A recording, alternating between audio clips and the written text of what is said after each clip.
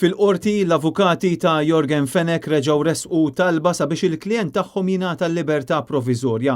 Id-difiża reġgħet saħqet li ma jistax ikun li persuna ddum arrestata snin meta għadha preżunta bħala innoċenti. Fil-qorti din il-ġimgħa l-avukat Charles Merċieqa fakkar kif diġà għaddew 32 xahar mill-ġurnata li fiha Jorgen Fenek inżamm taħt arrest preventiv, perjodu ekwivalenti għal 4 snin ħabs effettiv. Din mhix xi ħaġa trivjali, hija sitwazzjoni ġusta, staqsa l-avukat Merċieqa. Dan għamlu waqt li kien qed iressaq is-sottomissjonijiet f'rikors ieħor li huwa preżenta f'isem in-negozjant li bħalissa qed jistenna li jgħaddi ġuri fuq l-allegat kompliċità tiegħu fil-qtil ta' Daphne Caruana Galizia. Caruana Galizia kienet inqatlet b'karozza bomba ftit metri il barra mid-dar tagħha tal-Bidnija fis-16 ta' Ottubru tal-2017. 3 persuni kienu ġew arrestati ftit wara l-qtil tagħha, iżda Fenek kien ġie arrestat sentejn wara meta allegatament kien se jaħrab abbord il-jott tiegħu mill-marina ta' Porto Maso.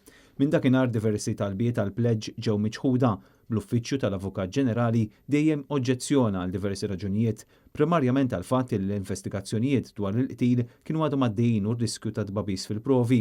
Iżda l-avukati ta' Fenek qed jinsistu li din mhix sitwazzjoni normali filwaqt li żiedu li l-klijent tagħhom għandu kondotta nadifa, kien l-uniku suspettat fil-każ li kien ingħata l-police bail u l-uniku wieħed li dejjem osserva l-kundizzjonijiet tal-libertà proviżorja. Id-digriet dwar il-pleġġ se jingħata fawla u l-każ ikompli fawissu.